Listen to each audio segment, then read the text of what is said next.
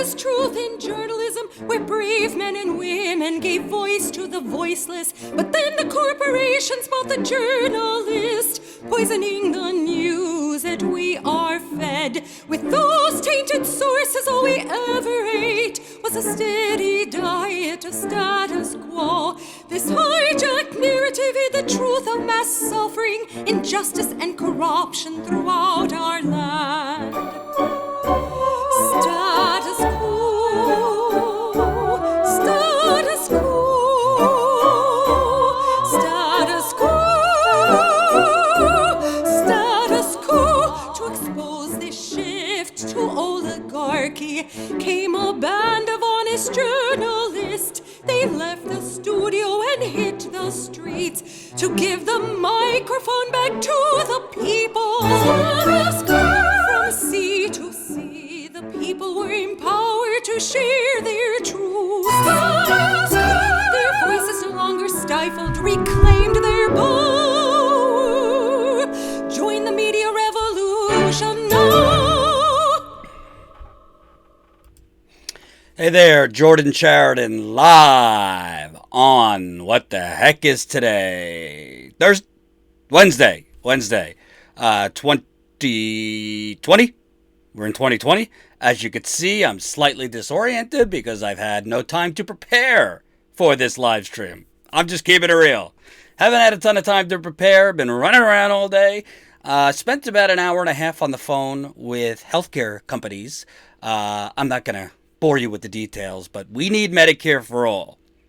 I wasn't aware, but my health insurance was canceled in December. So when I went to the doctor 2 days ago and they told me, your insurance is canceled, it's been a nice little 2-day summit calling my insurance company and the Cobra company and then the insurance company and then the Cobra company, and I got a migraine. But anyway. Hope everyone's having a lovely day. As of right now, we are not in World War III, so that's always positive. But the day is young. So we will definitely address what's going on, Trump's speech, as well as the reaction to that speech. We also have news on the 2020 campaign trail. Last night, I was not live. I was at an event here in New York City for Elizabeth Warren, and she had Julian Castro there to endorse her. Did some interviews there, and boy, was that fun. So I'm going to play for you some of those interviews and give you my thoughts. Warren supporters are definitely smarter than Hillary supporters, but I think they're missing a couple big picture things, so we're going to talk about that. What else? Imagine being elderly and having to go through that, Jordan. Exactly. It's terrible. We have some reporting from Marcus in the field, too. So I was at a Warren event. Marcus is in Iowa covering Biden, Klobuchar, Warren, all of them. Today he sat through a speech from former Secretary of State John Kerry. Boy, can't take it. But first, remember, folks, 215 people watching. Everybody right now, press that like button. Smash the button. It's right under the live stream. The more people that press the like button, which is that thumbs up right under the video, the more people that will see this very live stream. We really need to get that up. Also, join our text alert system. YouTube is really suppressing us. So if you're not getting notifications or you're only occasionally getting notifications, a way to beat that is to sign up for our text list. Doesn't cost you anything. Just text 474747 and then type in Coup, C-O-U-P, and you will get an alert that you are on our text list. And we're going to start, we have been, not every live stream, but probably in the next few weeks, send you more alerts when we're live, because we're starting to see people say, Jordan, I didn't get the notification, so thank you for sending the text alert. That's the point of it, it's to make sure you're seeing when we're live, because YouTube isn't alerting you. Follow us at Status Coup on the Twitter. We're live there right now. Jen, if you're listening, could you retweet our Status Coup live from my personal Twitter? That would be nice. Follow us on Twitch. We are live there too, twitch.tv/Status Coup. And join our email list, statuscoup.com. Enter your email there. And also, we'll talk about membership, because we had a very, very kind viewer. I don't know if the viewer wants to be named, so I won't name the viewer right now, but just pledged to pay for 10 lucky viewers who might not be able to afford membership on their own. He's paying for 10 members at the $5 membership level. So, adding those 10 members, we are now at 774 Status Coup members. Now, this is unfortunately a first come, first serve situation, folks. So, if you'd like to join us as a member, you got somebody sponsoring up to 10 new members, email us now, info@statuscoup.com. Info@statuscoup.com. And Jen, God bless her. She really shouldn't be doing these logistical things, but we don't have the staff yet to take it off her plate. So Jen will match our sponsor of those for those 10 new members with 10 of you who want to be members. We were going to have a membership call tomorrow night. I'm not positive that's going to happen because there is a protest, countrywide protest of the impending Iran war. So as of right now, we're going to reschedule the membership call for next week. Do not worry, it will happen. We always come through. But as news develops, sometimes we have to reschedule. So, all right, all of that. It's over now. Let's get to it. So I got to start. I'm not going to play for you Donald Trump's host speech. I got to be fair here to Joe Biden because I've been taking on Joe Biden left and right the last few weeks. Oh, I forget. This is a super chat. So if you're feeling super, show us the love. We need it. I need it. I sat through an Elizabeth Warren rally yesterday. Donald Trump gave his speech, and to be fair to Joe Biden, who we have been taking on quite aggressively here, and just saying, hey, journalists aren't doing their job, we should just say what's right in front of us, he's not cognitively well. He can't complete sentences without forgetting where he is, not being able to articulate words, enunciate words. It's not a stutter, as he says. It's very clear he's been struggling. Well, Donald Trump, if you watched this speech today, I was on the train, but I saw some of it after. Donald Trump doesn't seem so well either, to be honest with you. He was kind of mispronouncing words. Looked like he just woke up out of a coma. Looked like he had a little cold. Some people might argue there was something else going on with his sniffling. So I'm just keeping it real. He don't look well. So we could have Biden, who could barely construct a sentence, could barely remember where he is, and is clearly there's some tape delay in that mind of Joe Biden up against Donald Trump, who's starting to fail. I hope that's not the case, but this could be an epic, I'll just do it, shit show. Demonetized. Hit me with the swear jar. Super chat. So, thank you, Dylan Patton. $10 in the super chat. Jordan, will you be covering the campaign of Charles Booker in Kentucky? Also, pick me! Dylan, email us info@statuscoup.com. Two things. Number one, if you want to become a member, first come, first serve. Whoever's the first 10 people to email info@statuscoup.com are going to get those 10 memberships. Secondly, email me, who the heck is Charles Booker? I don't mean that in a condescending way. I just don't know. There's too many candidates. So email us Mr. Booker's email. We'll do what we can. And I'm already starting to see the emails coming on. I want to be a member. I want to be a member. I want to be a member. So keep it coming. Thank you for the super chat. We just got to do it first come, first serve. That's the only way we could really do it.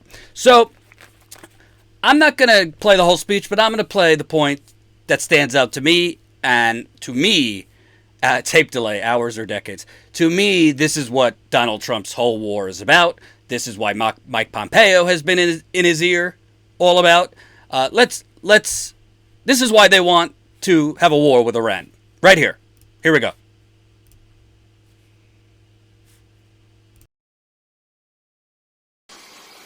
The time has come for the United Kingdom, Germany, France, Russia, and China to recognize this reality. They must now break away from the remnants of the Iran deal, or JCPOA.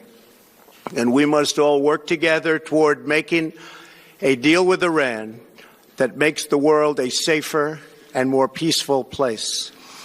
We must also make a deal that allows Iran to thrive and prosper and take advantage of its enormous untapped potential. Iran can be a great country. Peace and stability cannot prevail in the Middle East as long as Iran continues to foment violence, unrest, hatred, and war. The civilized world must send a clear and unified message to the Iranian regime. Your campaign of terror, murder, mayhem will not be tolerated any longer. It will not be allowed to go forward. Today, I am going to ask NATO to become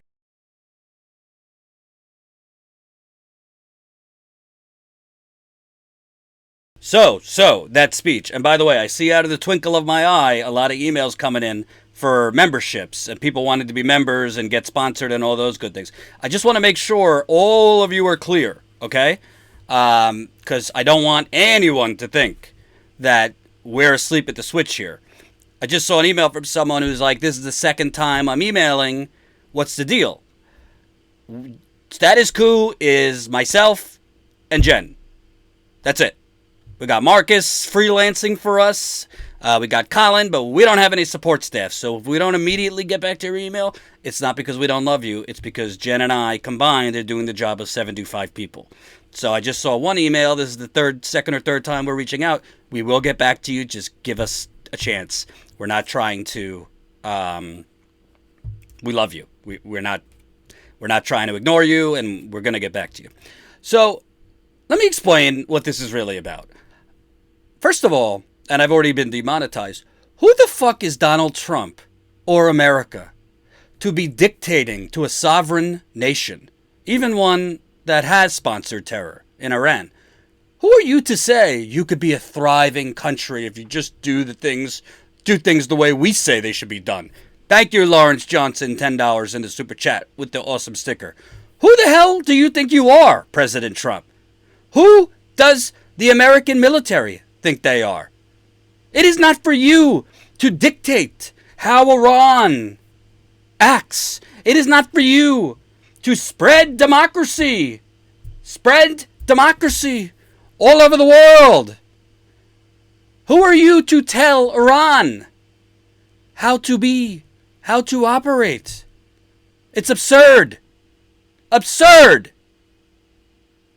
So, number two, Donald Trump, when he says could be a nation that thrives, what he's talking about, Donald Trump really wants to destroy Iran's oil capacity. Because Donald Trump, and that's why he's been sanctioning Iran, and that's why he's been sanctioning other countries who accept oil from Iran and import oil from Iran. Because Donald Trump has said, as one of his biggest economic policies, is to make the United Corporations of America the number one oil exporter in the world. So when he says energy independence, no. The energy, meaning the fracked methane gas and oil that we are creating, which is destroying the planet, that is not for us. That is being sold to other countries. And the money is going into Donald Trump's donors' pockets and Democratic Party donors' pockets. Smeary, thank you for the super chat, $5. Happy New Year, Jordan. You should read off the first 10 emails. I hope I'm a member. I'll read it a little bit later. I got to get in the zone here. But thank you for the super chat. So, I'm not making this up. There's plenty of articles out here for that. Donald Trump. Here's why Trump wants to shut Iran out of the oil market. Oil is big business in Iran, with exports accounting for more than a tenth of gross domestic product in 2017. The sanctions are designed to exert financial pressure by cutting the Islamic Republic out of the global market. Well, why would you want to cut the Islamic Republic, Iran, out of the global market? Because Donald Trump and the neocon military-industrial complex oil fanatics around him are basically trying to seize the world's oil. That's why they're trying to democratically help save Venezuela from the tyranny of its democratically elected leader, Nicolas Maduro, because we're trying to steal their oil. It's all about the oil. That's what this is about. You think Donald Trump cares that Soleimani was a, quote, bad guy? Please. Here's another one. U.S. will sanction whoever purchases Iran's oil.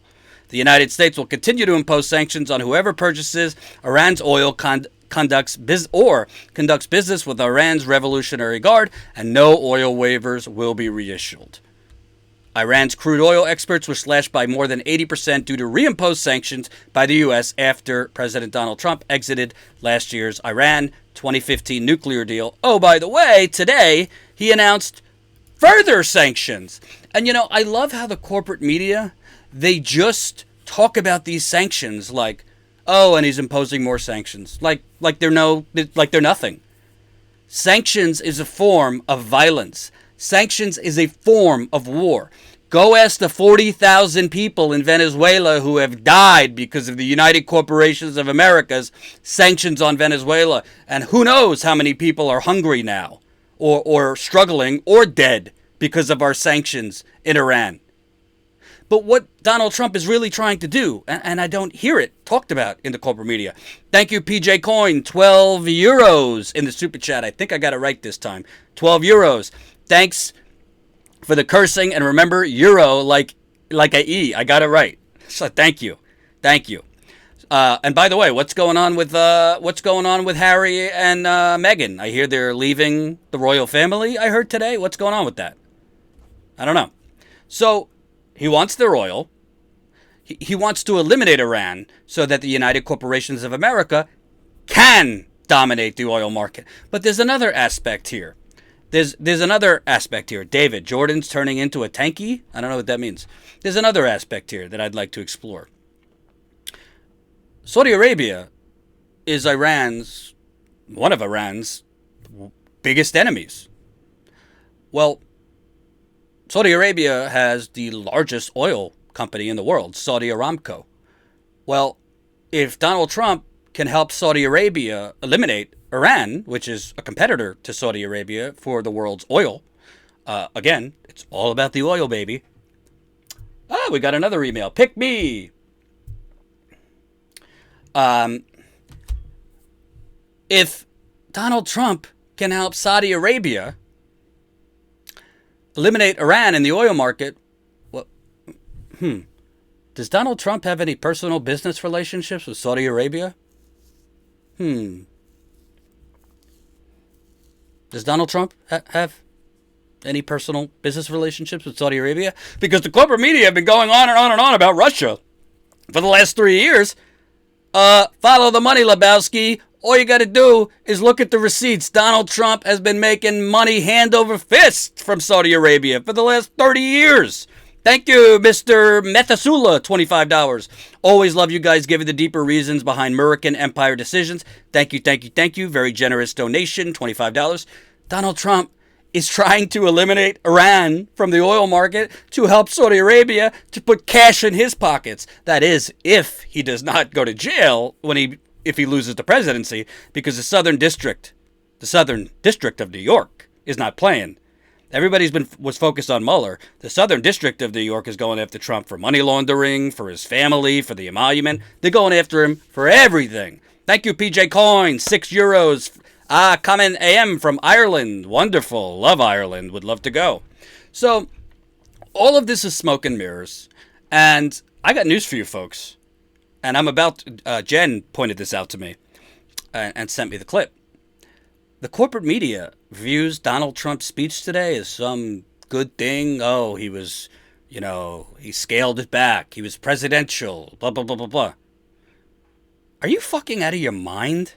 Well, first, let me play this clip. This is CNN immediately after Donald Trump's stuttering speech where he looks like he just woke up out of a coma. And that is the response that the world was waiting to hear from the President of the United States. Gloria Borger, let me bring you in. What's your reaction? Well, my reaction to this is, first of all, that the President made it very clear that he intends to continue and invoke more economic sanctions against Iran. This was not a call for negotiation. This was a president who believes he is dealing from strength and said, we are going to double down here to a great degree. I think it was interesting that you saw all the generals arrayed behind him during this kind of a speech. We do not see that when the president delivers what is considered a political speech to the nation, but they were standing there, and we have not seen that in the past. One other thing I also want to point out is the president blaming Barack Obama for all of this, saying that as a result of the Iran nuclear agreement, this is something he has said in the past over and over again, that they went on a spending spree, as he called it, which was funded by money that they obtained from the United States through this deal. And as we all know, after multiple fact checks over and over and over again, this is Iranian money that was unfrozen as a part of the negotiation. So I think what you saw was a president who was resolute, but not saying, let's talk. What he was saying is, we are continuing to apply maximum pressure, and he didn't acknowledge anything that the Iranians may have done in their proportionate response. And so I think this is a president who wants to let the American public know that he is dealing from strength, that he is completely unbowed, and that he is continuing to twist the knot here against the Iranians. Jim, what did you hear? Listen, I think it is true that the president feels he's dealing from a position of strength. But with respect, I'll disagree with Gloria, because I found it notable that the final words in the president's speech, to the people of Iran, the U.S. is ready to embrace peace with all who seek it. It's not unlike President Obama's famous unclenched fist speech, which led over a number of years to negotiations with Iran and eventually the nuclear deal. And the president advertised what a potential negotiation could yield for Iran in similar terms to the way he's advertised it for North Korea, saying that this will unleash great economic opportunity for you and your people.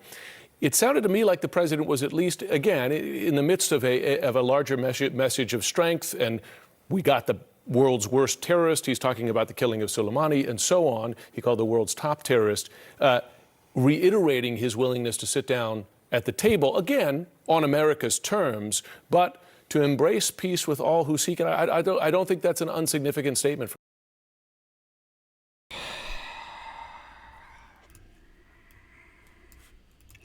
I don't know. Help me out with something, folks. We got almost 500 people watching. 271 of you have pressed that like button. Can I get over 200 more of you to smash the like button? I need you to smash that like button like it's Judith Miller telling you there's weapons of mass destruction. By the way, I'm just going to tell you the behind the scenes, okay? Jen might get mad at me, but I just got to keep it real. Last night, when Iran fired those missiles at the Iraqi base, I said to Jen, I really, really, really want to tweet out, Dick Cheney just got his first erection since the Gulf War. But she talked me down. So instead of tweeting it and being inappropriate, I said it live with 500 people. So, probably not appropriate for me to say it at that time, but I think it's true that Dick Cheney got his first erection since the Gulf War last night. Just being honest here. So, no, I'm not talking about smashing Judith Miller. Don't put words into my mouth. So, can somebody please take a baseball bat to that guy's head? Hopefully not me. So, call me something, what do you call me? A journalist. Where is it on CNN? Not one explanation, piece of proof, piece of anything for what was the imminent attack that led you to assassinate the number 2 of a sovereign country, violating international law. I don't hear Gloria Borger asking that question. I don't hear Jim Sciutto asking that question. He was resolute. He was resolute. He had the military behind him. Oh, the drapes were wonderful. The President of the United States just illegally, in violation of international law, assassinated the sovereign leader of Iran. Next to the Ayatollah, he's the number 2. Has Iran sponsored terrorism? Yes. But if that's the standard, then why have we not taken out Crown Prince Mohammed bin Salman in Saudi Arabia? Why have we not taken out Duterte in the Philippines? What about the leader of Colombia killing political dissidents? So now we're just going to take out bad guys around the world who are leaders in sovereign countries? This is the standard? Thank you, Dylan Patton. $5 in the super chat. Charles Booker's a progressive running against Bitch McConnell. Think AOC Bernie, but from Kentucky. Please check him out. I promise worth all your time. Thank you, Dylan. Email us the info, and we'll try to get to it. I wonder how far Iowa is from Kentucky. Maybe we could tell Marcus to check it out. So it's just unbelievable to me. And you know what? I could keep ranting, but I think Tulsi Gabbard said it even better than me. Here's Tulsi Gabbard, the one time CNN will have her on. Here's what she had to say. We've heard Trump supporters and President Trump basically say, look, no American casualties, and we took out a bad guy, Soleimani, a terrorist leader. What would your response to that be? Well, first, I just came from the intelligence briefing that the administration came and brought to Congress. Really, they provided vague comments, no justification whatsoever for this illegal and unconstitutional act of war that President Trump took. You don't buy the imminent attack against Americans? No, they failed to provide any compelling information to prove their point of imminence. And really, it brings us to the central question here, which is our country's national security better off because of Donald Trump's actions and decisions? The answer to that is no, in 2 primary ways. Number one is Iran is now in a position where they're not really abiding by any restrictions from the Iran nuclear agreement. They're continuing to escalate in speed towards developing their own nuclear weapons capabilities, creating a greater threat for us, to our allies and partners, and to the world. And secondly, because the troops that we have in Iraq now and the additional ones that this administration is sending there are no longer focused on what their mission there really has been, which is to prevent a resurgence of ISIS and al-Qaeda.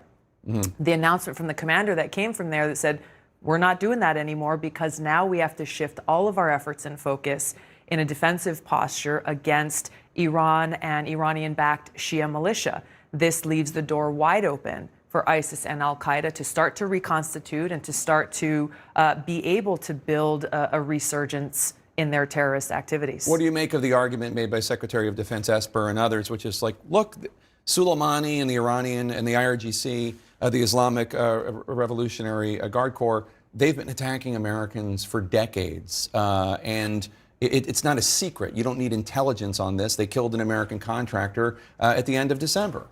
If this administration wants to go to war with Iran, they need to come to Congress, because Congress is the only body that has the authority, based on our Constitution, to decide whether or not to go to war with Iran or not. That has not happened.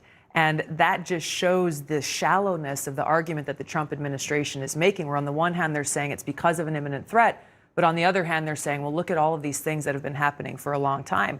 Once again, it comes back to this core question that our commander-in-chief must be able to answer, which is acting not in a reaction to say, well, we got to go take out a bad guy here, a bad guy there, but what is in the best interest of the national security of our country? What is in the best interest of our safety and security as Americans? And I think Trump's actions and decisions here further highlight his lack of experience and understanding at a basic level, and lack of foresight in national security and foreign policy, unnecessarily putting the American people further at risk.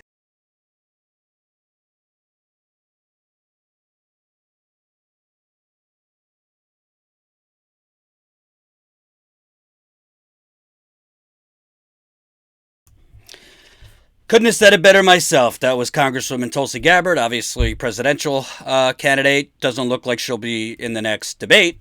It doesn't look like Andrew Yang will be in the next debate. Looks as of now that we're going to have 5 candidates in that debate: Bernie Sanders, Joe Biden, Elizabeth Warren, Amy Klobuchar, and who am I forgetting? Mayor CIA, Pete Buttigieg, excuse me. By the way, I'm not going to be able to get to it today, but you have got to. Jen, if you can, please put this in the super chat. There's an amazing story on the Root.com, which is a site, mostly black journalists, a lot of stories towards the black community. There's an amazing story on the Root.com that you have to read from top to bottom. Frankly, to give them credit, the Root shared reporting with the Young Turks because what's his name? Jonathan Larson from TYT Investigates has been reporting on Pete for a couple months. You got to read this story.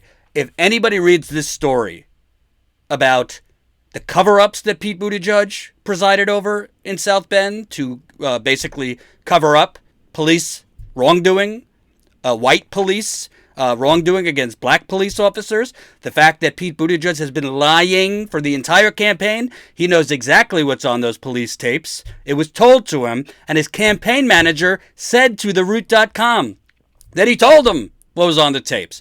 You gotta read this story. It's unbelievable. I wish it was ours. So, credit to the Root and credit to TYT on this one. And tomorrow or Friday, I'll cover it. I just don't have the chance to do it today. So, Tulsi Gabbard pointed out the obvious. Number one, what CNN failed to mention,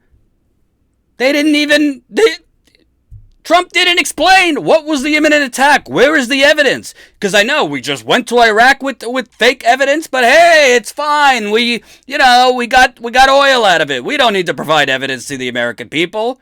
Oh, we're told for 3.5 years that Trump is working with Putin and the Russians, to hack America and take advantage of the polar vortex, as Rachel Maddow said. Where's the evidence? We'll speculate for 3 years, but there is no evidence. That's what Robert Mueller told us.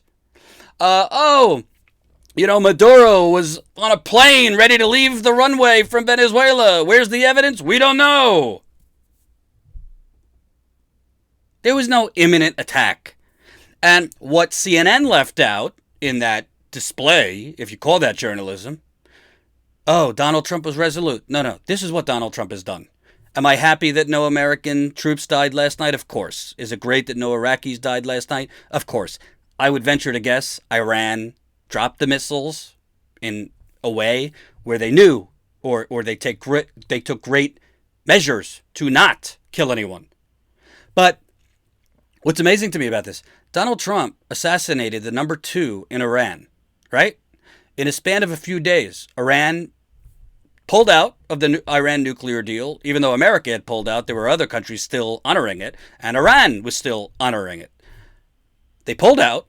Then you have Iraq, who, is anyone asking? I saw in front of my own eyes on television on NBC News many years ago the last troops in America leaving Iraq. Why the fuck are there troops in Iraq? Why do we have troops in Iraq? I thought the war was over. Because America, and I said this yesterday and I'll say it again, America, we're not a one-night stand kind of gal. We're not a slam bam thank you kind of guy, you know? When we go somewhere, we're committed. We're there for the ups, the downs, and the sideways. Thank you for the super chat. Jameson Doan, $5 in the super chat. TYT hinted at Mayo Pete's story. Why haven't they reported on your scoops, Jordan? Pisses me off. Stay strong, Commander, Sheridan, and crew. Please don't call me Commander. I don't want to start saying that. People will say I have an ego. Oh, I could, don't even get me started. I would need 5 hours to get into the Young Turks. But it is interesting that the Young Turks, I'll give them credit if they deserve it. But suddenly the Young Turks forgot who I was, who I am, and what status quo is, because I never see them actually cover our stories here. And I got news for you. If they don't cover the story Jen and I have coming out soon, I think that's going to be a bad look for them. But I'll leave it at that. Thank you for the super chat. So, why are we still in Iraq? Why is the corporate media talking about us being in Iraq like that was a known thing? I thought we were out of Iraq. That's one of the few good things I think Obama did. But no, we're still there. And by the way, do we really think this is it? Iran's just going to be like, yep, there's our retaliation. Now let's sing Kumbaya. The cyber attacks and the efforts at cyber attack are certainly underway. I mean, Donald Trump's speech, if you want to say victory, no one died last night, yes.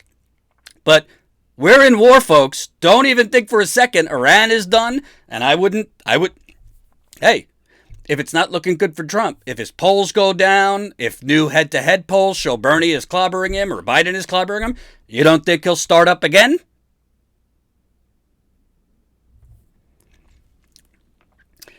To wrap this up, I got one more to show you, which I just couldn't believe when I saw this. Jake Tapper, Jake Tapper had a little segment on Trump's speech. Tell me if you find something a little concerning about this. So if you look at this, the question is what now? And right now, the effort against ISIS is frozen because the military is focused on protecting bases in Iraq and in the Middle East. The Iraqis want the United States out of Iraq. That's not good for our national interests. We also have Iran has also decided they're not going to abide by any of the nuclear commitments they've made. We may have been on the path to that, but this kind of expedited that. And we have personnel around the world, military and diplomatic, who are on high alert. I don't know that is a win. I don't think that is a win. David Urban, you're a 2020. Come on, Jen. I'll get to you in a second. You're a 2020 Trump campaign advisor. You're also a lobbyist. You represent some defense industries, and you served in the Army. So those are all your credentials there. I want you to take a listen to the former acting CIA director, Mike Morrell, who believes that the threat from Iran, the overt threat, is over. But I think what's not over is the covert war. And I still think that down the road, we will see an Iranian terrorist attack against a senior official. Sure. So let's does anybody really think that that somehow Iran had given up on harming America, or Hezbollah, or Hamas was just going to sit back? No, they weren't. And we took off. What this president did, and this administration did, and this military so-and-so guest, you're a Trump advisor, you're a lobbyist who lobbies for defense industries, i.e. private security, defense contractors. What are your thoughts on the display, Mr. Lobbyist for the defense industry? Leading protests outside the embassy. I mean, maybe people forget. I don't forget. You don't forget. I hope no one forgets that, our embassy was stormed. Hostages were taken. By the Iranians before. I mean, executed and I just can't take any more of this. Some of these same folks who are just eliminated. I think the world is a much Iranian back. The world is. I just can't take any more of this. Well, what do you think, Mr. Lobbyist? What do you think, Mr. Lobbyist, for the defense industry? I'd love to know.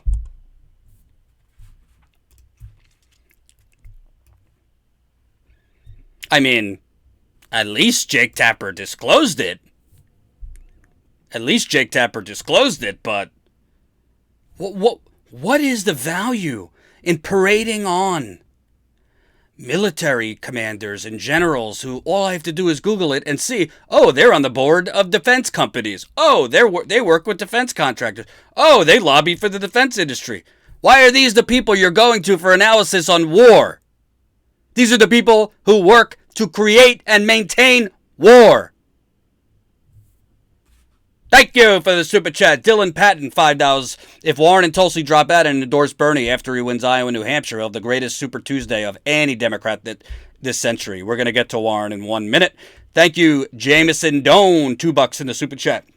Seeing EW's selfie party with Castro, she's imploding. You wait for it. I got a doozy with the EW.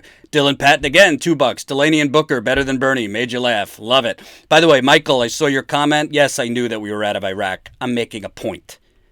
That none of these wars ever end because all we're doing, we go to war and then build 10 to 20 bases in those countries because we're basically trying to create an imperial occupying force all around the world.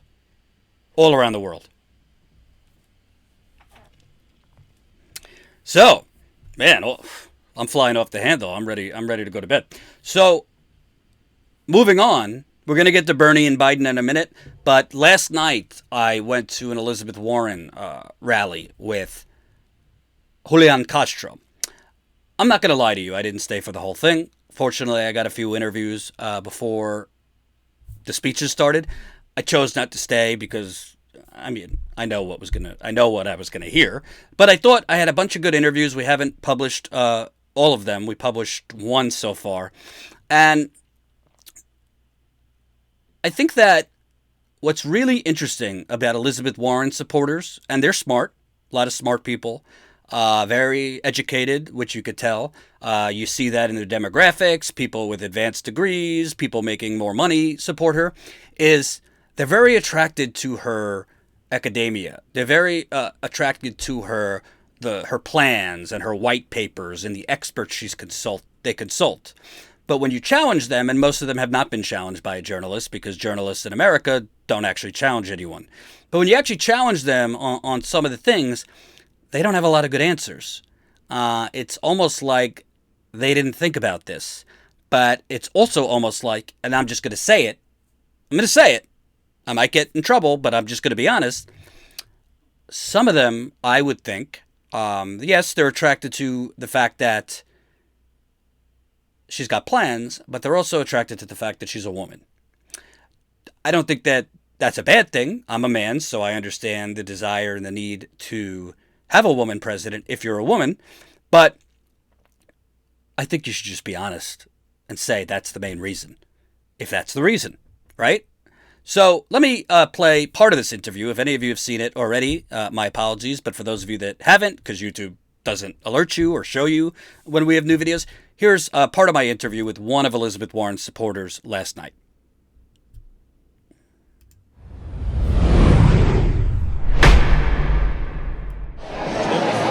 I'm here with Joan, looking excited, right about half hour before it starts.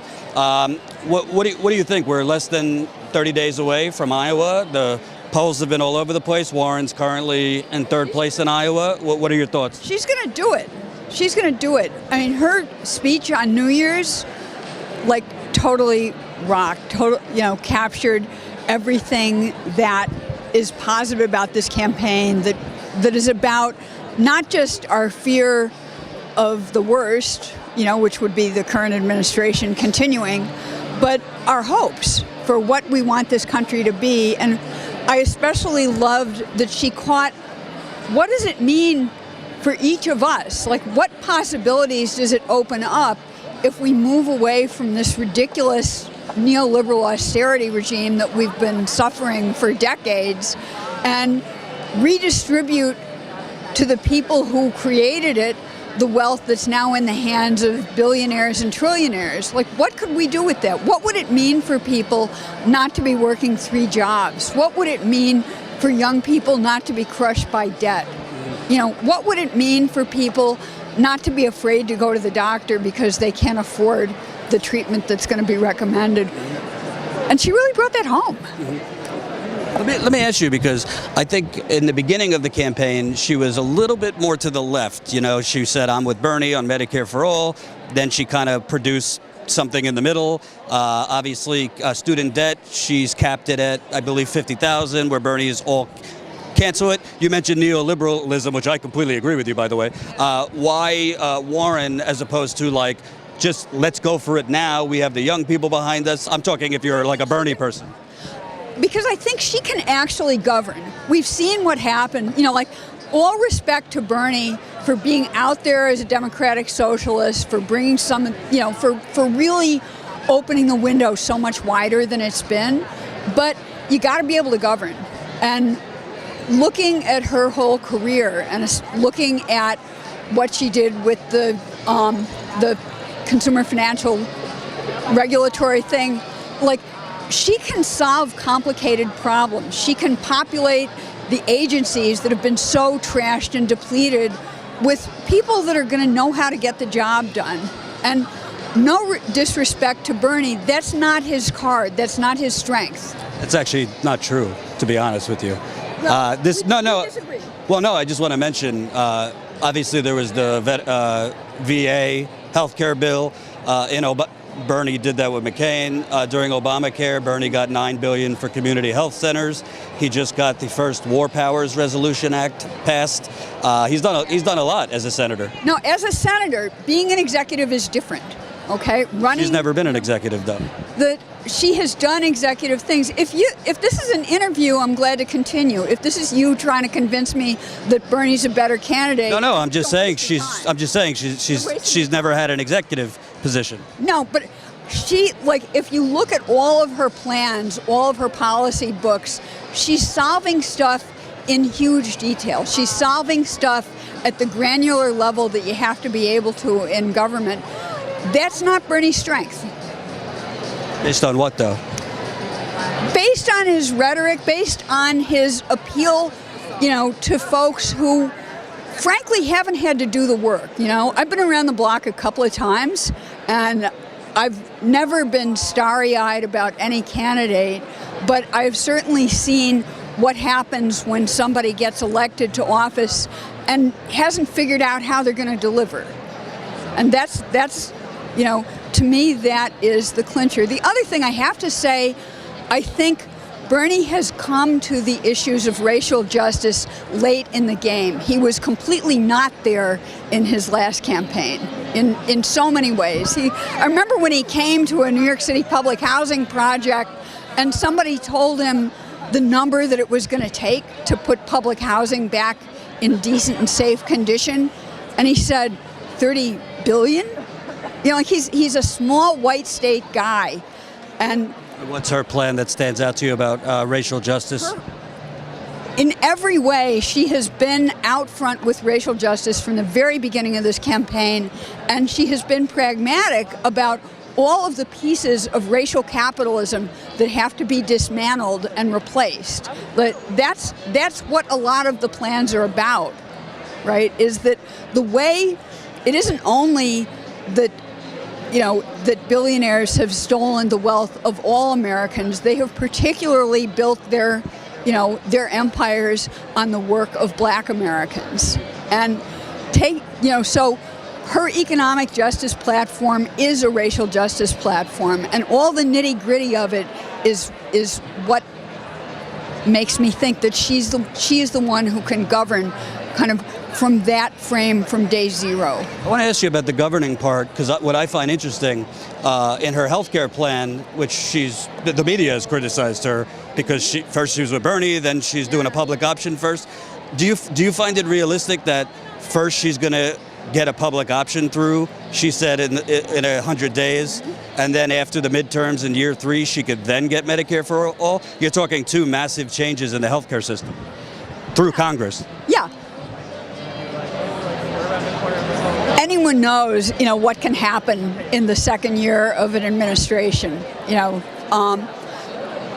I think that when people experience a public option, they'll get it. I think the media have been way overplaying the horse race. How could she get that through Congress? She will get a public option through Congress in the first 100 days. Obama couldn't get it through. We learned something, didn't we? So, he was a moderate. He governed as a moderate, and he threw the whole ball to Congress and said, "You figure it out, I'll sign it." We know now what a mistake that was. So I don't think Warren would do that. I don't think Bernie would do it either. But I think we are in a different moment. We are in a moment where people understand, how far wrong we went, and how hard we're all going to have to work, by lobbying Congress, by pushing all of the congressional and Senate elections, by pushing even local elections, to get behind the program. And we didn't do that with Obama. Last question. Obviously Trump's now starting a war with Iran. Warren isn't really known for foreign policy. I don't really care about this faux controversy about what she said about Soleimani, but foreign policy-wise, she supported Guaido in Venezuela, who's honestly, that's a coup. Most progressives don't support that, and she voted for Trump's very big defense budget 2 years ago. Do you feel? As did a lot of people, other than Bernie. I will grant you that. I'm just asking, are you comfortable with her? Let's say she's president, and we might have a war. I am absolutely comfortable with her as president. If we are in a war by the time she takes office, she will wind that war down. And how does her domestic policies, which are very bold and cost a lot of money, get through with such a big military budget? Well, we can't have that military budget. That military budget has got to be slashed. But she voted for it. She voted for it as, along with a lot of other Democratic legislators, as what she felt was the best deal that she could get at the time. You know, remember, we're still a minority in the Senate, right? So, politicians that I support came down on either side of that, and that, to me, that can't be the deal breaker. Okay. I'm making my choice based on the whole range of issues, and I think she is by far going to be the best president. And I assume you're supporting whoever the nominee is against Trump. We'll all do what it takes. Whoever the nominee is, will do it. But as you know, this is not the time to worry about who's electable. You know? Hey, we agree on that. I think. Because they said John Kerry was electable more than Howard Dean. They said Al Gore was electable. They said Hillary Clinton was the most electable. Yeah. Well, they've been wrong. We know where that leads. So, and again, people like me speculating about how voters we've never met in a part of the country we've never been to are going to vote. Like, no. Well, I could tell you because I covered 2016. I covered a lot of Trump rallies, Hillary rallies, and Bernie rallies. These Midwestern voters are not yearning for a centrist. A lot of them were hoodwinked by Trump and that economic populism. Yeah, yeah, and I think our job now is to push to get the best candidate we can get, and our job after the nomination is in place is to work our hearts out. Thank you so much, Judy. You said Joan. I'm sorry. Thank you, Joan. Yeah. Appreciate it. Hope you enjoyed that last video. Hop on over to statuscoup.com where you can sign up for our email list and become a member for as low as $5 to $10 a month. Membership is how we grow. That's statuscoup.com/join. And remember, join our email list so we can grow the revolution with you.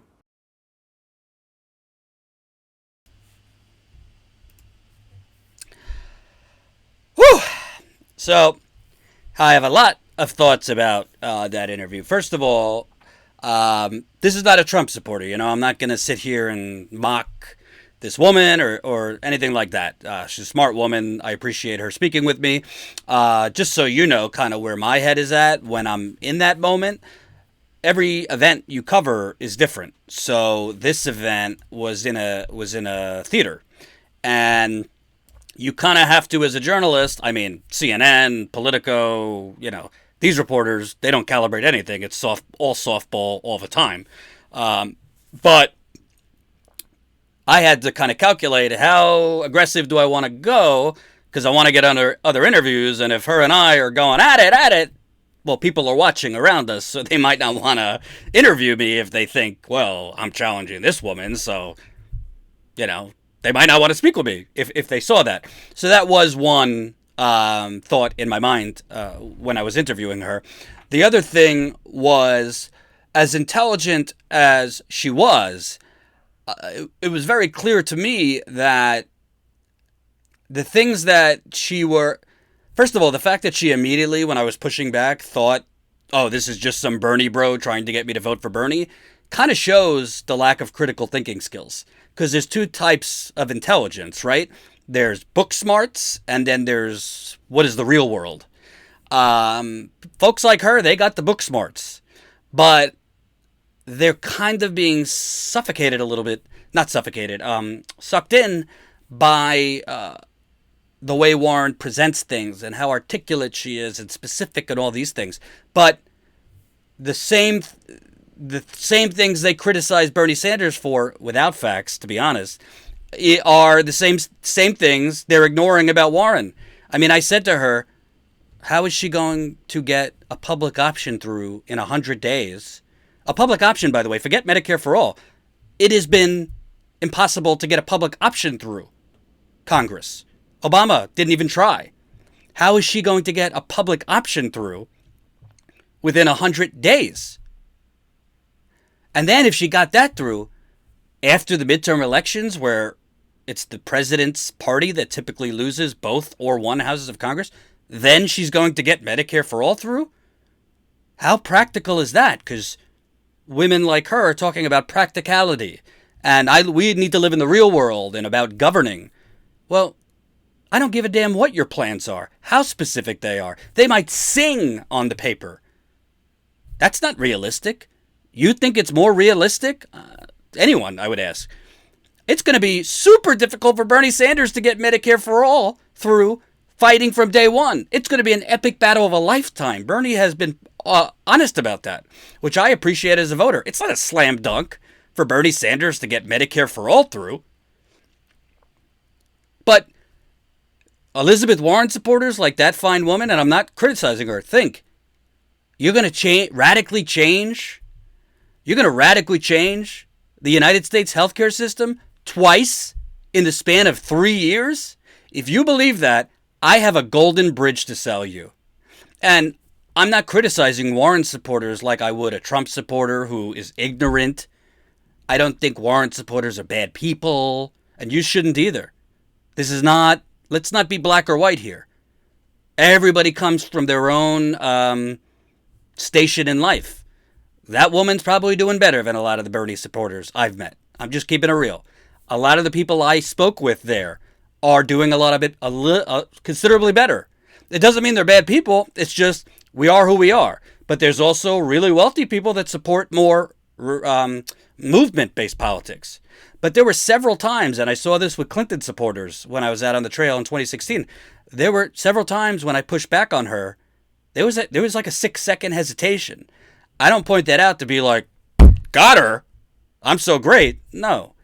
I'm pointing it out because these are all things that, because of the corporate media propaganda, because the corporate media and the journalists on CNN, MSNBC, New York Times, Washington Post that have been showering Elizabeth Warren with loving, adoring coverage forever for this whole campaign for the most part. Only recently did she get critical coverage. They've never pointed out any of this.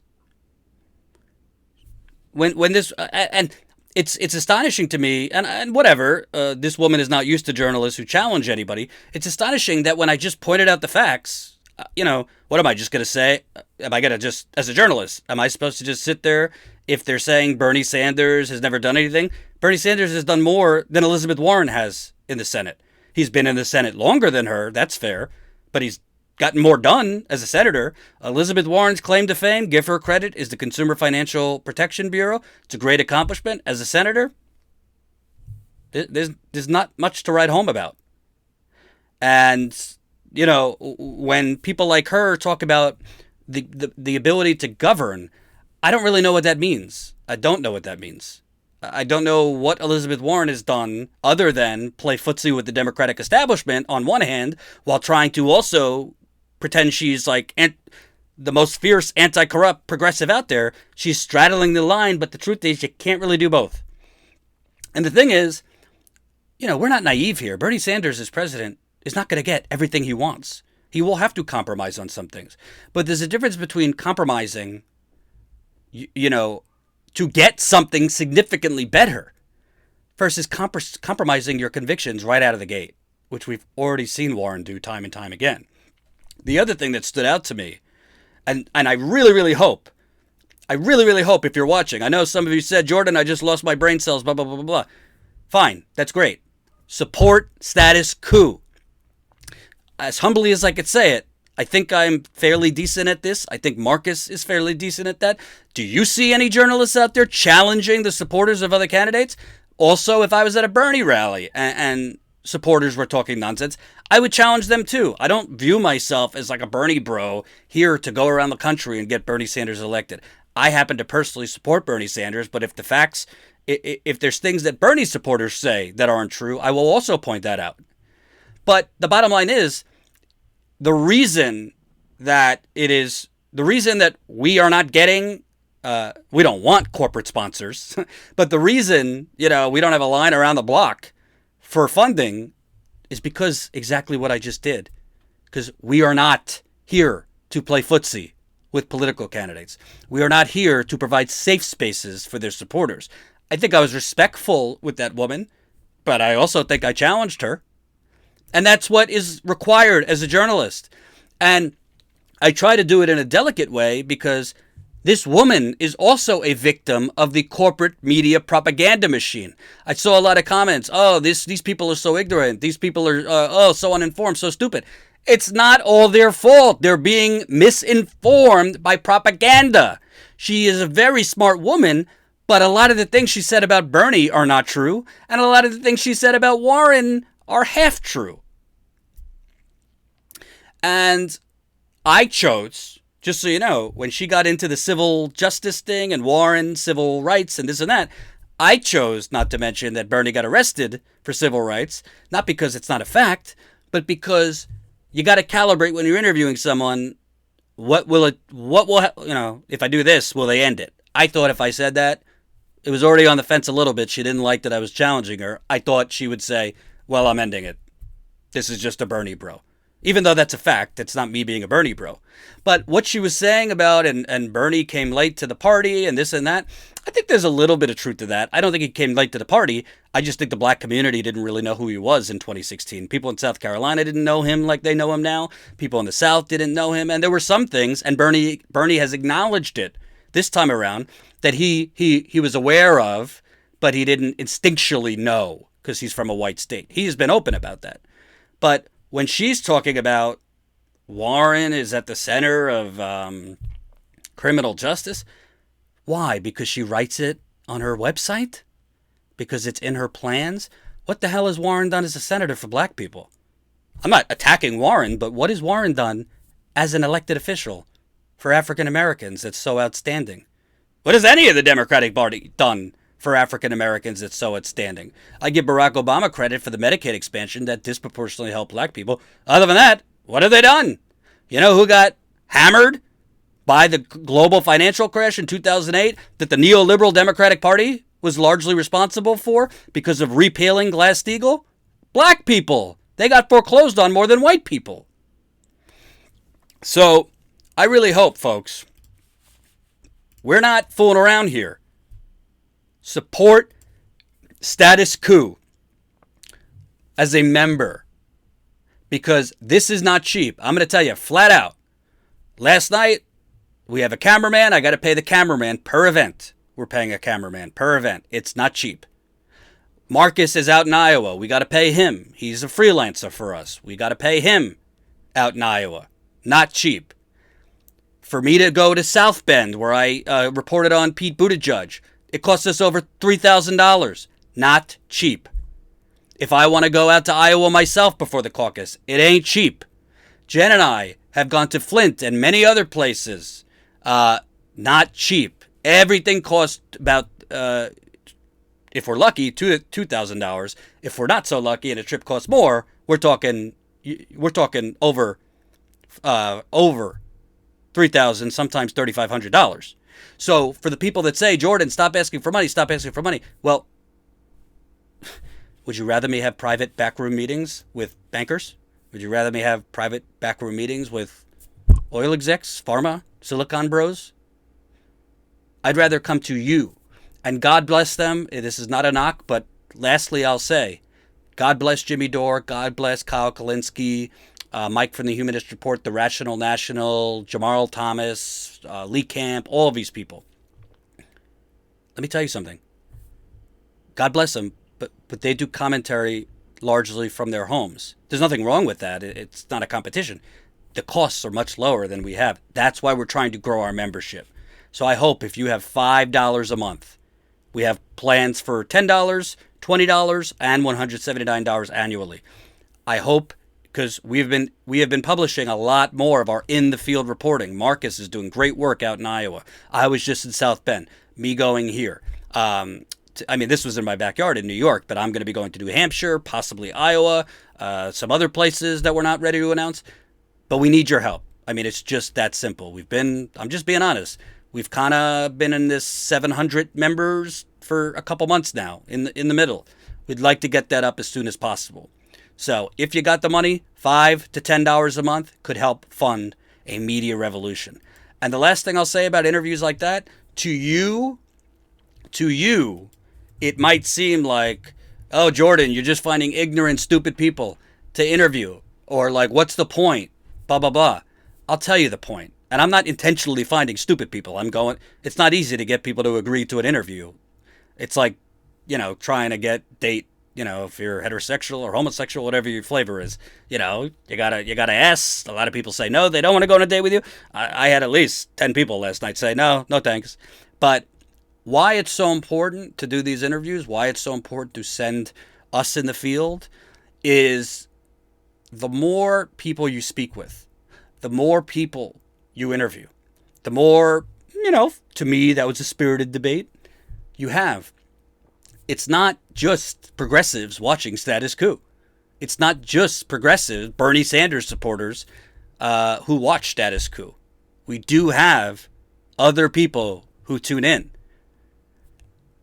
This has the ability to wake more people up to what's actually going on, to what the actual records are of candidates. Whether they vote for Bernie or not is irrelevant to me. I'm not here to get Bernie Sanders elected. I know you want me to, but that's not my job as a journalist.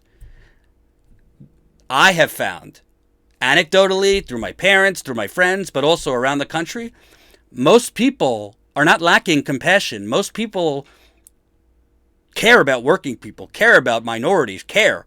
Most people have no fucking clue what the facts are, what the truth is, because they're not being informed if they watch CNN, MSNBC, read the New York Times, the Washington Post, the Associated Press, which is doing propaganda now on Bernie. So the bottom line is, if you have the money, if you don't have the money, even $5, if you don't have it, fine.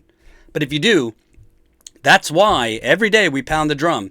Become a member, become a member, become a member. So important. It's the only way we could fund this.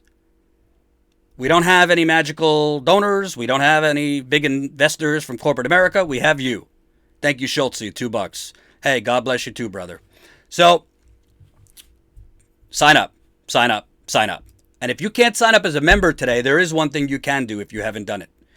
If you cannot sign up as a member, there is one thing you can do. Sign up for our email list. Sign up for our email list. This is another way we get around the suppression. It's statuscoup.com, and there's a little pop-up to enter your email. The other thing, other than joining our email list, we are trying to grow our text list. It's real simple. YouTube is not notifying people when we're live. YouTube is not even notifying people when we post videos. I would guess right now we got a 30% rate for notifications. What text does, we text you when we're live. We can't do it every live stream because each text is costing us about $20 to $30. Don't even get me started on that. It's such a scam. But we got to get around this YouTube suppression, and we got to get creative.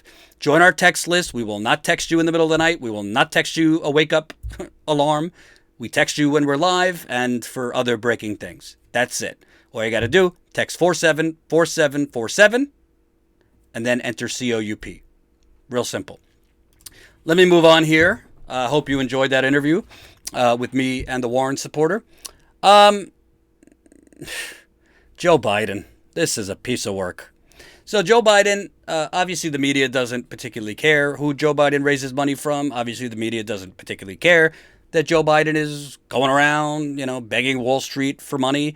He talks about, we just got a new member. Fantastic. Welcome to the party. Dylan, new Status Coup member. Can we get some more? Now we are at 775 Status Coup members. I would like to get to 780 before the end of this live stream. I believe it could happen. Welcome, Dylan.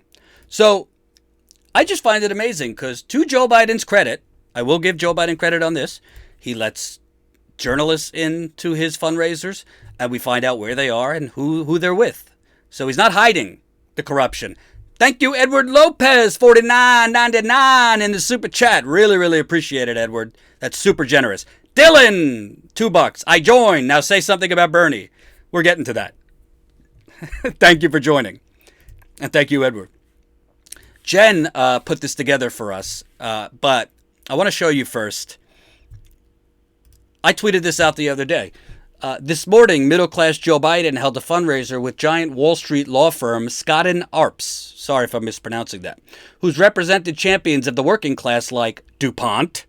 You know, DuPont poisons multiple communities. There's a motion picture with Mark Ruffalo about DuPont's criminal pollution and cover-ups.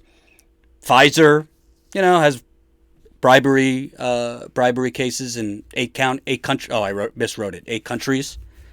You know, those wonderful banks, JP Morgan, Bank of America, helped us tank the global economy, destroy your 401k. Those wonderful champions of the working class. That's where Joe Biden held a fundraiser in their office.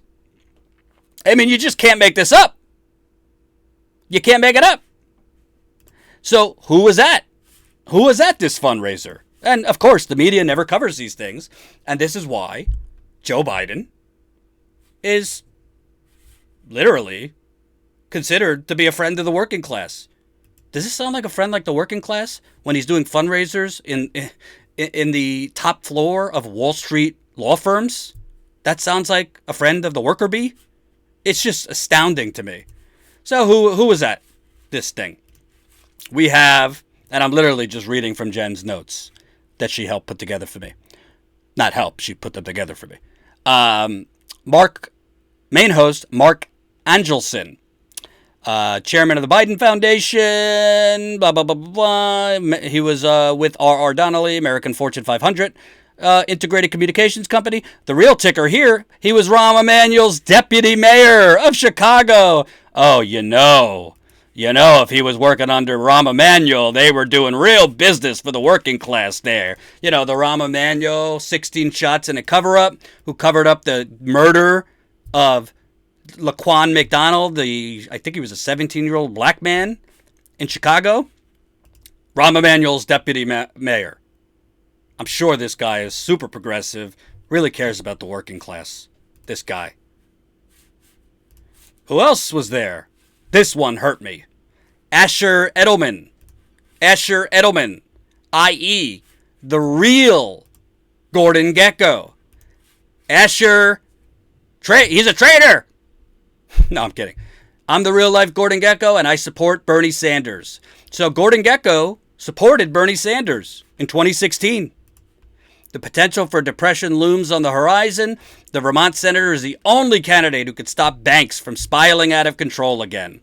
So it looks like Gordon Gekko, the real-life Gordon Gekko, had a come-to-Jesus moment in 2016 when it was Bernie Sanders versus Queen Hillary. But apparently,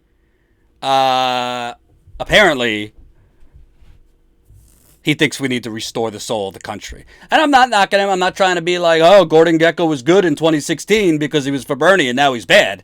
But I just find it interesting that Gordon Gekko, the real Gordon Gekko, this guy Asher, fangirl, status quo, my yearly membership should be up this month. Will it auto-renew or do I need to do something? That is a great, great question. I hope Jen could answer it because I have no idea. We will have to contact you about it. It will have to be done again manually. But we hope you will. Thank you. So, what? Gordon Gekko suddenly thinks like, oh no, the banks aren't a big deal. Let Joe Biden go around, have campaign and champagne and caviar. We need to defeat Trump. You know, the voters won't care about a corrupt Wall Street servant like Joe Biden because obviously they didn't care that Hillary Clinton was a corrupt Wall Street servant. What are these people thinking? So now he's supporting the same exact candidate, Joe Biden, Hillary Clinton with a penis, thinking that's going to defeat Donald Trump when it didn't defeat him in 2016? I just don't understand. I really don't. So, onward. Sorry, Jen. I should have told you I was just going to read from this. Mark Kaplan, counsel to Skadden Arps, again, the Wall Street law firm that Joe Biden's fundraiser was held in. That it represents DuPont, Pfizer, JP Morgan, Bank of America. Oh, it's just unbelievable, this guy. Unbelievable.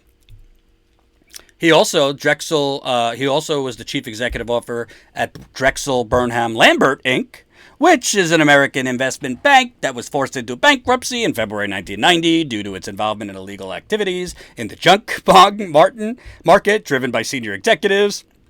Man, Joe Biden only surrounds himself with winners. Claire DeMatteis was a lobbyist on behalf of the aforementioned criminal DuPont. Gotta love it. Sports betting. Oh, this one really. I had to ask Jen. I forgot who he was. Marcus Asner, former lawyer for Martin Shkreli. Remember that farmer bro? Martin Shkreli? I'm mispronouncing. You know, the guy who increased the prices of life-saving drugs from $13.50 a tablet to $750 a tablet. This guy, oh, Joe Biden's just doing fundraisers with his lawyer. And before you start saying, thank you for the super chat, Schultze, $2. Before you start, no, this is not a Mitt Romney fundraiser. This was Joe Biden's fundraiser the other morning. This is not Mitt Romney's fundraiser. This is not a Paul Ryan fundraiser. This is not Chamber of Commerce. This is Joe Biden.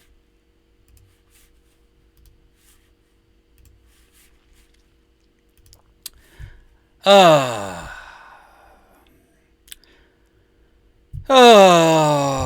God. Another Skadden attorney. Again, the law firm that represents DuPont, represents Pfizer, Bank of America, JP Morgan. You got Bart Friedman, a lawyer for Big Pharma. He's a partner and senior counsel at Cahill, Gordon, and Reindl, and also serves on multiple corporate boards, including that of New York-based Ovid Therapeutics, a biopharmaceutical company that manufactures drugs that treat rare neurological disorders. Ooh! Ovid is a member of the Biotechnology Innovation Organization, a pharmaceutical trade that is a member of the Partnership for Americans Healthcare Fund, the front group going after Medicare for All and attacking Medicare for All. I mean, I could keep reading this, but, oh, Alex Katz does government relations, i.e. lobbying for Blackstone. Blackstone is the company that has the most invested in fossil fuel projects. I mean, I'll give it. Oh, corporate. Gary Natfilis, corporate defense lawyer, also a former lawyer for a Saudi Arabian banker. Sean Mounted, lawyer defending against securities fraud. I mean, are you kidding me? Jen, you might have to write a story on this. You really might have to write a story on this. Joe Biden, in one conference room, has lawyers for criminal companies like DuPont, JP Morgan, Bank of America, Pfizer. He has lobbyists for those companies in the same room. He has the lawyer for Martin Shkreli, I'm mispronouncing his last name, Farmer Bro, who I think the price gouging was $700 or some insane amount for life-saving HIV drugs, among other drugs that they price gouged. Oh, by the way, he was just moved from his prison to another prison where he was found doing similar shady stuff. He had a cell phone they snuck in for him, and he was still operating his pharma company and doing shady things. This is the people that Joe Biden surrounds himself with, and we're supposed to say, listen, you want to make the argument, we just got to get rid of Trump? Okay, get rid of Trump.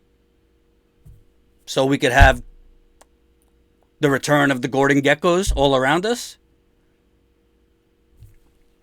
You want to replace on fire broccoli with severely burnt and disgusting broccoli. But they're all on the blue team, Jordan. They're good criminals, Jana.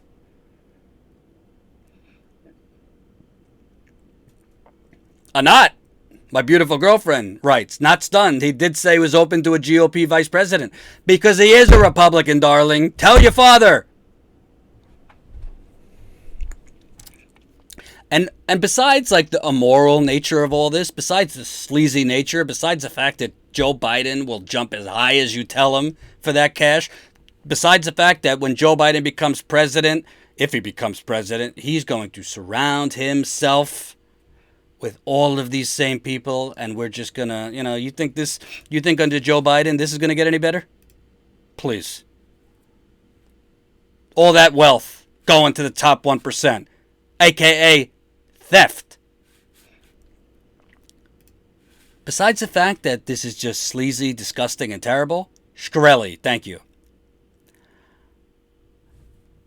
Do you not think that Donald Trump is going to be able to muddy the waters to cancel out his own corruption the same way he did against Hillary Clinton by pointing all this out? Do you not think that when Joe Biden goes after Donald Trump for giving tax cuts to the rich and the corporations and cutting food stamps and doing all these terrible things, that Donald Trump's not going to just point at being like, you took more money from Wall Street than anyone? Look at the people you're surrounding yourself. Your son, $50,000 a month in Ukraine. You doing private jets with campaign money. You having DuPont executives, DuPont lobbyists, Pfizer lobbyists around you. Steve, I'm joining your membership tonight after work just for this Biden shit alone. Love you, Steve. We are here to inform, and we could do a lot more of it if we could afford more staff. Statuscoup.com/join. You can become a member for as low as a cup of coffee a month. And now, in case you guys didn't know, I am 6 days strong. No gluten for 6 days. I also switched to almond milk in my coffee. Just throwing that out there. Why do I always search for guillotines on Amazon? Donald Trump is beatable. Everybody says he's so hard to beat. I think he can be beaten. But you cannot beat Donald Trump with if Donald Trump is the Budweiser of corruption, with the Budweiser Light of corruption. You can't beat Donald Trump with Diet Coke versus Coke. Joe Biden would get demolished. And by the way,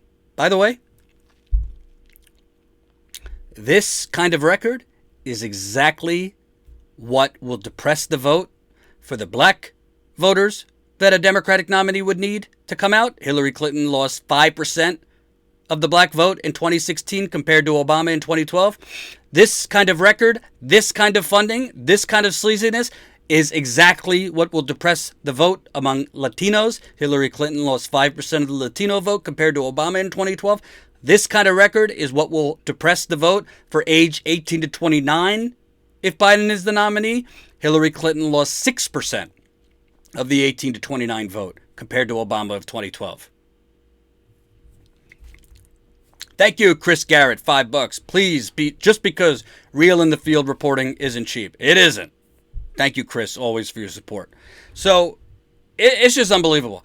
And while Joe Biden is doing all of this sleaziness, while Joe Biden is raising money from DuPont lobbyists and DuPont attorneys and Wall Street lawyers and a who's who of the scum of America and the attorney for Martin Shkreli, who's price gouging life-saving HIV drugs, among other things. Corporate media is trying to attack Bernie Sanders and try and make our revolution comparable to the super PACs raising money for Joe Biden.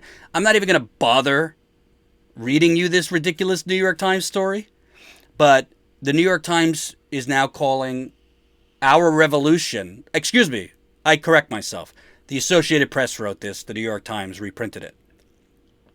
They're calling our revolution a super PAC for Bernie Sanders and trying to point it out, trying to make it seem that Bernie Sanders is a hypocrite. He's against super PACs, but he has his own he has his own super PAC.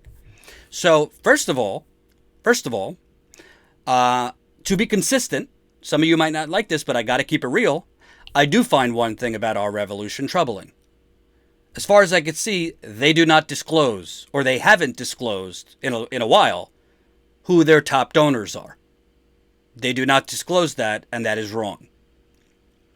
That was a complaint, if you remember, in 2016, and a lot of people in leadership at Our Revolution resigned in the beginning because Our Revolution set themselves up where they wouldn't disclose who their top donors were.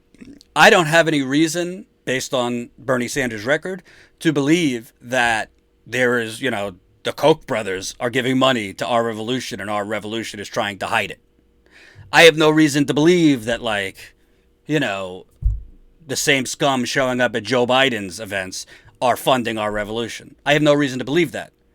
But you got to be consistent. I can't attack dark money on other candidates and then be like, it's fine for Bernie Sanders. So I think Our Revolution should disclose who's funding it. Hold on. I'm doing my live stream. What's up? Oh. So I think Our Revolution should disclose that. I do. And to me, they should. It's concerning that they don't. Putting that aside, the Associated Press is comparing Our Revolution, which in that article, it said the average donation is $20, to Joe Biden's super PAC, to the people in the wine caves giving money to Pete Buttigieg. By the way, Bernie Sanders, other than founding Our Revolution, doesn't have any involvement with Our Revolution. I think he was on a call last year to celebrate their 3rd-year anniversary, but that's it. He has no day-to-day involvement with it. Secondly, Our Revolution, it promotes Bernie's campaign online and things like that, but Our Revolution Our Revolution doesn't do commercials in Iowa and New Hampshire and Nevada and California and South Carolina for Bernie Sanders. It's absurd, this comparison. But they're trying anything to hang around Bernie Sanders' head. And I told you, I do think they should release who their donors are. I don't think there's anything that they're hiding. But you got to be consistent. We can't be progressive and criticize dark money elsewhere, but not walk the walk ourselves. But this story is such ridiculous bullshit. There is no comparison. There's no equal footing. There's no equal anything. Thank you, Manuel, $2. But this is what the corporate media is trying to do. And that gem, and I told you when these nice articles were coming out about Bernie, when the New York Times started saying Bernie's going to be tough to beat, when Politico said, Bernie's getting people worried, he might win. CNN just did a piece, Bernie Sanders could win this thing. I warned you. This is the niceties before they drop the last bombs. Here's fears of Sanders' win growing among the Democratic establishment. I'll read you the first. Increasingly alarmed that Bernie Sanders should become their party's presidential nominee, establishment-minded Democrats are warning primary voters that the self-described Democratic Socialists would struggle to defeat President Donald Trump and hurt the party's chances in premier House, Senate, and governor's races. The urgent warnings come as Sanders shows new signs of strength on the ground in the first 2 states on the presidential primary calendar, Iowa and New Hampshire, backed by a dominant fundraising operation. The Vermont senator has largely escaped close scrutiny over the last year. I'm not going to read the rest. You know what's amazing to me? First of all, what planet do these people live in that Bernie Sanders has largely avoided scrutiny in the last year? Bernie Sanders has been the most scrutinized politician in the United Corporations of America for the last 4 years. More than Barack Obama, more than Hillary Clinton. That's a fact. All you got to do is go to the Washington Post to look. So this idea that he hasn't been scrutinized, that he hasn't faced critical coverage, it's like Kellyanne Conway's alternative facts. That's number one. Number two, can I ask a question? Why is the Associated Press, why is Politico, why are all these places writing stories about what the political Democratic establishment thinks when the political Democratic establishment is a bunch of fucking losers? When the political Democratic establishment lost to an orange orangutan. When the political Democratic establishment told us Al Gore's more electable. When the political Democratic establishment told us John Kerry's more electable. When the political Democratic establishment told us Hillary Clinton's the most electable. Who the fuck cares what Democratic Party insiders think? They don't understand what the actual pulse of America is. Who cares? Why do they write these stories? Why do they wax poetic? Oh, the establishment is so concerned. Because the corporate media is part of that establishment. They are at the same exact events with these swine. They trade access for puff pieces like that from the Associated Press. I don't give a damn what David Brock thinks. I don't even know if he was quoted in that piece. I don't give a damn what Neera Tanden thinks. I don't give a damn what any of them thinks. Nobody should. In a sane society, they would be forced to exit the building. They lost to a reality TV star used car salesman. Not only is it a disgrace that they lost, it's a disgrace that it was even close to begin with. George Carlin famously said, it's a big club and you ain't in it. So I would like to see somebody ask the Associated Press, who gives a shit what Democratic Party insiders think? They don't run the country. Well, they do run the country, but they don't know anything. They're constantly wrong. These are the same people saying that voters in the Midwest don't want Medicare for all. Polls show otherwise. These are the same people saying voters in the Midwest want a centrist. If that's true, why don't we have President Hillary Clinton? In a normal society, they'd be in jail. I mean, it's just unbelievable. The whole thing's unbelievable. The lack of gluten gives Jordan extra oomph. Imagine the oomph I'd have if we could get to 800 members ASAP. I might explode out of the video into your living room. Thank you, Steve Prefantine. $4.99, $5 for your swear jar. Appreciate it. So I will end with this.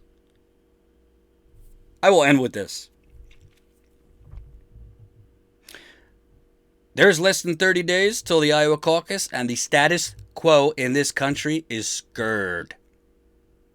They are scared because they see the walls are closing in. Not the walls closing in on Trump. The walls closing in on their neoliberal champagne and caviar party of the last 30 years. Thank you, Seth Peterson. $20 in the super chat. Thanks for being you. Thank you, Seth. By the way, I don't know if you got my email back to you. Jen and I would love to speak with you. You've been so generous. We'd love to get on the phone with you. So let us know a time that's good for you if you're interested. Thank you, Bedhole $4.99 in the super chat. But all I will say, and I'm sure Bernie's campaign doesn't need me to tell them this, if you thought the last 6 to 9 months was something, wait for the next 3 weeks. You are going to begin to see an onslaught, and remember I said this, of articles, videos that just reinvent history. You are going to see, I promise you, they're going to start with the Russia stuff and Bernie. Why did Bernie and Jane go to Russia on their honeymoon at the Soviet Union? Who did they speak with? Where did they stay? What kind of mattress did they stay in? What did they eat? Dylan Patton, $5 in the super chat. Jordan, please don't stop swearing. Remember Donna Brazil, Wasserman Schultz, Hillary, and Tom Perez. Swear more at these cock-eating dog fuckers. You see, Dylan, if I was like Jimmy Dore, and I had the amount of super chats he gets, and if I had the amount of, I think in his case, patrons, I would swear 7 ways to Sunday every fucking thing I had to say. Because that's really what I want to do. But unfortunately, I don't have the audience as Jimmy Dore. I don't have the revenue coming in as Jimmy Dore. So I have to try and not get demonetized. Because immediately when you curse, you get demonetized. But if we keep getting these types of super chats, if we keep getting more members, the swears are coming. And challenging candidates and their supporters is coming. But we need more funding, so help us out. So with that, because I have to run to do an interview, thank you for watching. I know it's been a bit longer today, but we had a lot to cover. Please, please, please, I'm begging you, not just membership, sign up as a member. Join our email list, statuscoup.com. Enter your email. Join our text list. Text 474747. It doesn't cost you anything. I promise you we will not text you a wake up in the morning. We won't text you when we go to the bathroom. We won't text you good night. We're only going to text you for important things, very important live streams, very important in the field coverage. But this is the way we help get around the YouTube notification fuckery. YouTube is not notifying you when we're live. You're lucky if you get a notification by 2030 that we're live. So we need to grow this list. I think we're almost at 500 people on the text list. We need to grow that lickety split. Please sign up. Please, please, please. Sign up for our email list. And that's it. Join as a member. Statuscoup.com/join. I know this is annoying. I don't know for sure. As of now, we're not going to have our members call tomorrow. The only reason I'm saying that is because I'm waiting to hear back from somebody I'm trying to interview tomorrow based on if that person is available and what time. My schedule is a little bit in flux. I am going to Washington, D.C. tomorrow, but I don't know what time I'm going to get to Washington, D.C. I want to get to Washington, D.C. in time for the Iran war protest, but I don't know if I'm going to be there in time. So bottom line, it does not look like we will have the membership call tomorrow. However, with that said, you will know if you are on our email list and our text list. If it's not going to happen tomorrow, we will send out when it's going to be. If it's not going to be tomorrow, it's going to be next week. We owe you double because we didn't do one in December. So we're going to do 2 this month. Thank you for watching. Remember, most people are not lacking compassion in this country. Most people have no earthly idea what is going on. And I will tell you who the new members are tomorrow. I just need to get their permission if they're okay with me giving their names. Thank you, thank you, thank you. Peace.